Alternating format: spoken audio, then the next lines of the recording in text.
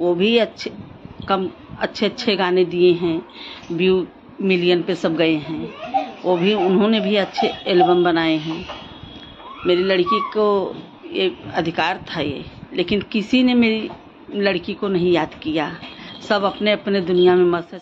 कहीं भी आकांक्षा का नाम कोई नहीं लेता है। आकांक्षा के लिए कोई एक दिन के लिए टाइम नहीं निकाला कि हाँ आकांक्षा के लिए हम लोग को कुछ उनको सम्मान दिया जाए। वो भी अच्छी कलाकार थी हमारे भोजपुरी इंडस्ट्री में, आज वो दुनिया में नहीं है।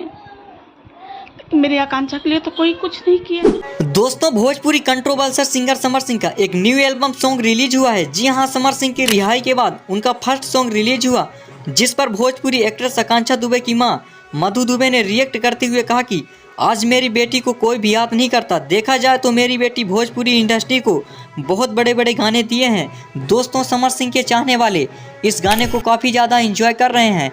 इन्फॉर्मेशन अच्छी लगी हो तो वीडियो को चैनल को सब्सक्राइब जरूर करें। धन्यवाद।